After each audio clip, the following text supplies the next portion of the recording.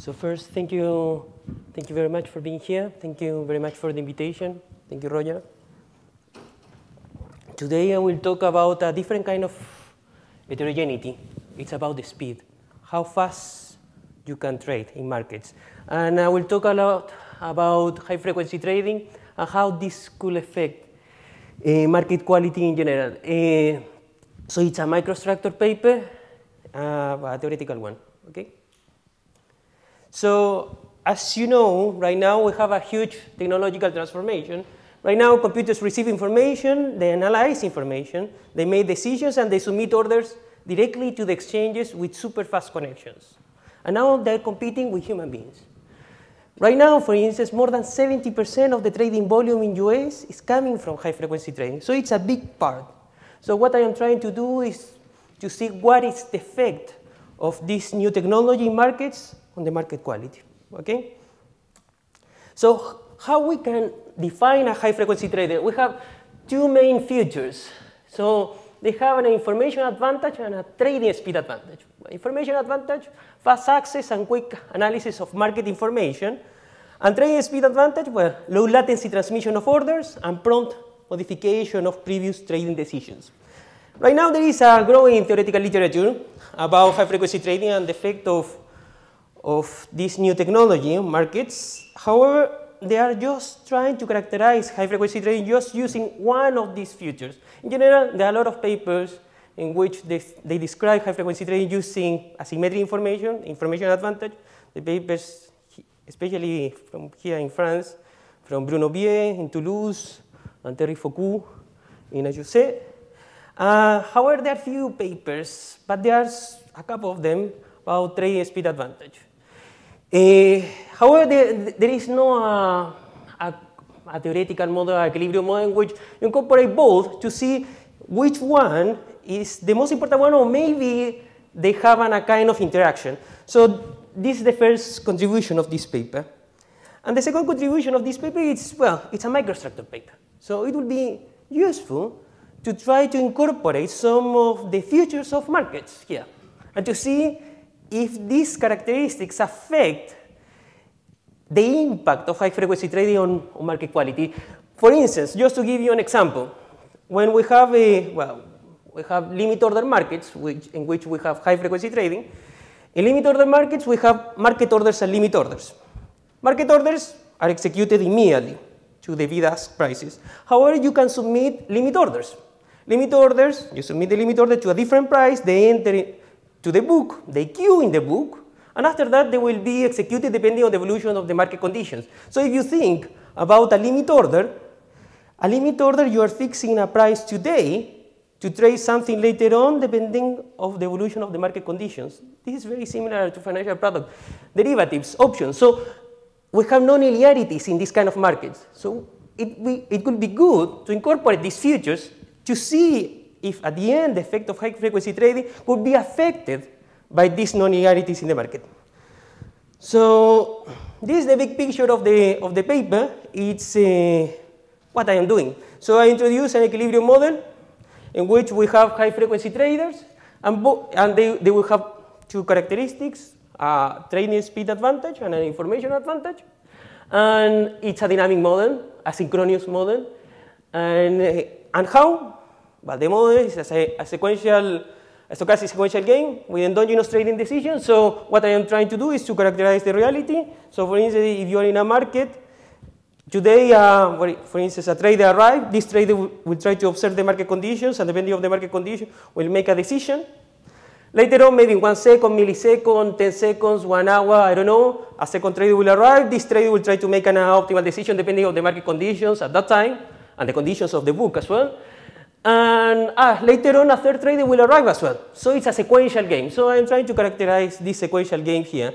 And we will have two types of traders, fast traders, slow traders. Fast traders will have the information advantage and a trading speed advantage. However, well, you will see, I will go further in the model. It's a nice model, very complete, but we have to pay a cost. So the cost is analytically untractable. So I resolve the model using the algorithm of Baker-Maguire.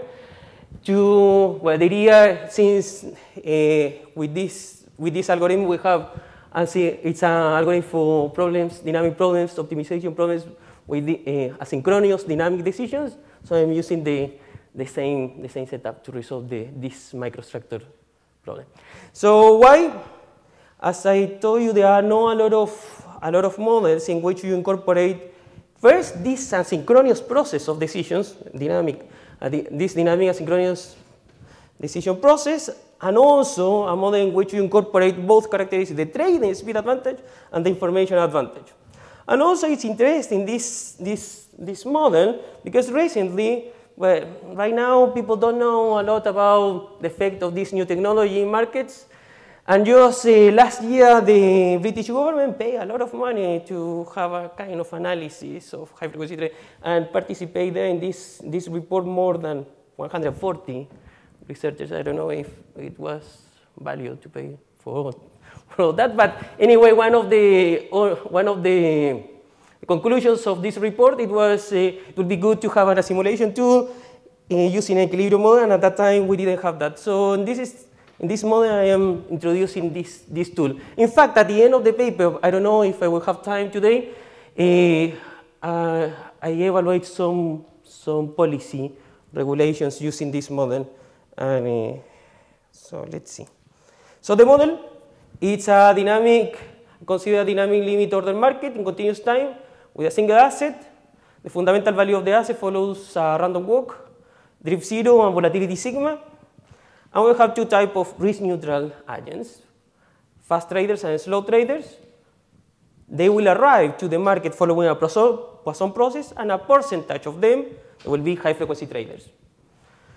Traders can submit limit orders or market orders, and since market orders are executed immediately, but limit orders enter to the book, and they will be in the book.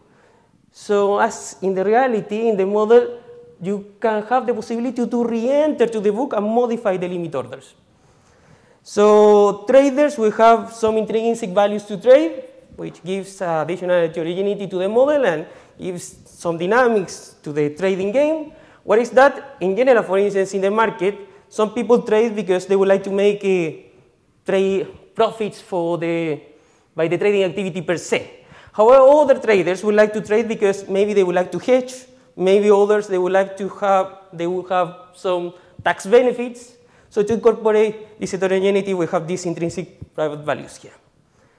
So in terms of the high-frequency trading advantages, we have the information advantage and the trading speed advantage. So fast traders will observe the fundamental value of the asset right now, the contemporaneous value. However, slow traders will observe the fundamental value of the asset with a lag. Okay? However, slow traders, human beings, we can observe the information revealed by high-frequency traders and use it to improve the accuracy of the expectations about BT, okay, the fundamental value of the asset. The trading speed advantage. Well, traders, as I told you, can re-enter to the market when they submit limit orders, and they can modify these limit orders. What I am assuming here is high-frequency traders will be faster in terms of modifying limit orders in the market, okay, in the limit of the market. So here we have the advantages. So fast traders observe the fundamental value of the asset today, slow traders with a lag. However, slow traders can learn. And trading speed advantage, well, modification for slow traders, they will take some period. However, high-frequency traders are much, much faster than slow traders. Okay, this is the setup of the model. So as I told you, it's a model with endogenous trading decisions. So when a trader arrives to the market, has to make a lot of endogenous decisions. First, the trader has to decide to submit an order right now or to wait for future periods, to submit a buy order or a sell order, to submit a market order or a limit order, and in the case of a limit order, they have to decide the price in the book in which they will submit the limit order. They cannot remove their previous limit order, they can place an opposite. Yes, they can do that. Yes. which is this second part in terms of cancellations. So when you submit a limit order, they can cancel this limit order later on, depending on the evolution of the market conditions. And when they cancel, they have to make additional decisions, endogenous decisions. So they will cancel, they can submit a new order immediately, depending, it could be in the other side of the book. They can send a new order immediately or to wait for future periods. And after that, when they decide to submit our new order, they have to decide which kind of order. So again, in this part here, so they will decide to submit a buy order or sell order, market order or limit order, and in the case of a limit order, the price. We include here some cost, transaction costs for limit orders. What is that? Suppose you submit, right now the fundamental value of the asset is around 100, and you submit a limit order for 1 million. This order will not be executed at least soon. However, this order will be in the book, and you have to check this order. This is costly. So to reflect that, we have this delaying cost. And also cancellation cost, because now there are some regulations that in some countries they would like to implement about high frequency trading, especially here in France. But this cancellation cost could be zero, so don't worry too much about that. So traders can trade one share, and they leave the market forever after the execution of their orders. So as I told you, we are trying to describe the evolution of a real limit order book. So as in real limit order books, the limit order book is described by a discrete set of prices where we have the tick size. And when you submit limit orders, as in the reality as well, you will respect the priorities in terms of time and in terms of price. Okay, so they have to resolve the different agents, the typical dynamic optimization problem. So I am not going a lot in detail about that, but this first part describes the expected value of that order is executed before re-entering to the market, and the second part is when you re-enter to the market. Okay. So for the model parameters, I select I take parameters just from the empirical literature, but I modify the parameters to see how robust. So you can check that in the paper. So let's see now the results, the behaviors for the different agents. Okay, so in terms of, I will have, as I told you, I will have through the model I can have the complete limit order market, so I can evaluate a lot of market quality measures simultaneously. So first, let's see what's going on with which kind of orders the different agents will submit in different conditions. So the first panel here in this plot, in this table, is what we have right now when we have high frequency traders and slow traders in the market. And the second panel is 15 years ago, when we have just slow traders in the market. Okay?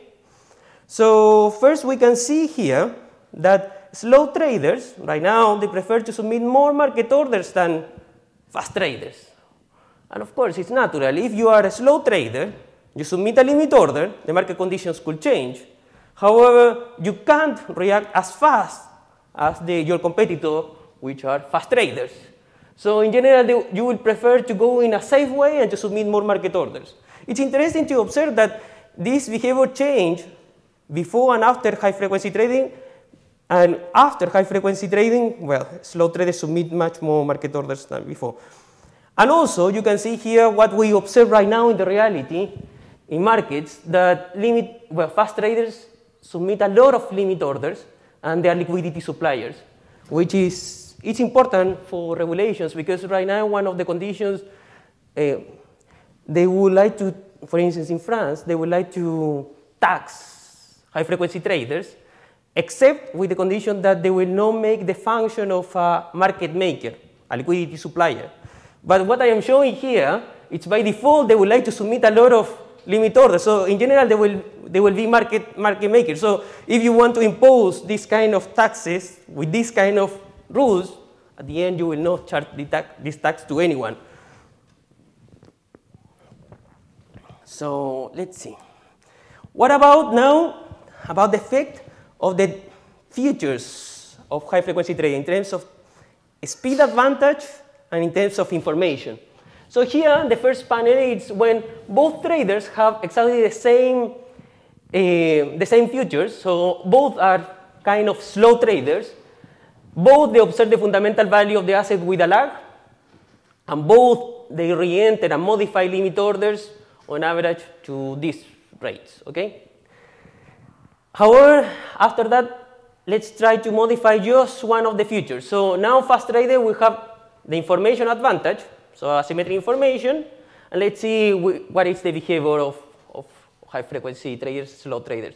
And they don't change too much the futures, the characteristics of which kind of orders they will submit. They will change other things. Later on, I will show you. But at least in terms of which kind of orders they will submit, the effect is not too much. However, in terms of the trading speed advantage, yes. Now the effect is huge. So what I am saying is, right now there are a lot of models about high-frequency trading using and trying to characterize high-frequency trading using the information advantage, just the information advantage. But I am not sure they are capturing what's going on in the reality, because in the reality what you have is that high-frequency traders, they submit a lot of limit orders. And to have that, you need the trading speed advantage to incorporate it in a model. Okay? So in terms of the depth of the book, well, the same thing, the case right now when we have high-frequency traders, slow traders in the market, and the alternative one 15 years ago, just slow traders. We can see that the depth of the book increased, which you can think that it's a good signal. However, also the number of cancellations increased. So at the end, the effective depth of the book is not too different. Even in some combination of parameters, this number decreases as well. So, well, now cancellations, maybe we can go straight away to the payoffs. Okay, in this part, I am working a lot right now in the paper to see what is the effect in terms of the payoff for the different agents, and also to see the gains, the improvement in the welfare of the game here. Because, for instance, just to give you an example, for instance, when we have a high-frequency trading, sometimes, since you have a lot of traders around, sometimes it's easy to find a counterpart if you want to submit a specific order, maybe because you want to hedge. And so sometimes you will not submit the right one, the one that you need. Sometimes you will submit other one, or maybe you have to wait too much. So right now I'm working this part, but it's not here, okay? So in here, just what I am doing is just the payoffs for the different traders. So here, the first part is when both have the same characteristics, so both they are slow. Then we will change the informational feature, so high-frequency traders have now an information advantage. And also here, they will have just I didn't change, but well, this is the trading speed advantage. This value should be, I didn't change that. The value should be that one, 1.002, okay? So you change the rate in which you enter to the market. So it's not reflecting in the title, but it changed here, okay? So you can see here that the high-frequency trade induced some damage to slow traders, and it's important in terms of the payoffs, both characteristics, okay? So not only the informational advantage, but also the trading speed advantage. Also about the microstructure noise, belief errors of slow traders, and bid-ask spread. Well, the microstructure noise is the difference between the fundamental value of the asset and the transaction price.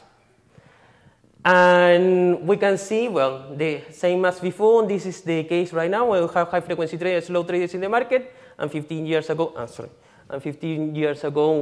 when we have just slow traders in the market. So we can see the microstructure noise is reduced, which is natural, because high-frequency traders will have some additional information. They will try to use this information, even in a super quick way, and in this process, they will reflect this information in prices. This will induce a reduction in the microstructure noise from the high-frequency traders, but also in the model. Remember, I have a learning part from slow traders, so they can capture this information, which is revealed. So in general, they will try to make better decisions, which should be reflected in this reduction of the microstructure noise. The belief errors of slow traders, as I told you, now when we have a slow traders can learn in the model. So when we have high frequency traders, they reflect information in transaction prices. They can take this information, and we have a reduction in the belief errors of slow traders in relation to the fundamental value of the asset. And the beta spread is reduced, which is natural as well. We have a reduction in the asymmetric information. We have a reduction in the, well, it's increasing the level of liquidity, and this should be reflected in the beta spread as well. So this is the paper. I introduced an equilibrium model, a dynamic equilibrium model with asynchronous decisions to try to evaluate the effect of high-frequency trading. The model describes the evolution of the limit order book. So I think it's one of the first ones doing that. So I find that high-frequency traders prefer to submit more limit orders than the market orders and their liquidity suppliers, which is what we observe in the market. High-frequency traders reduce the depth of the book. However, you have to be careful because the effective depth is the difference is not too high due to cancellations, and well, we have some economic damage for slow traders. And high-frequency traders also reduce microstructure noise, information efficiency, and beta spreads. And these 2 points I didn't have the time to present, but I was doing some policy evaluation about some regulations regarding to a cancellation fee and some volatility shocks. But next time we can talk about that. That's it.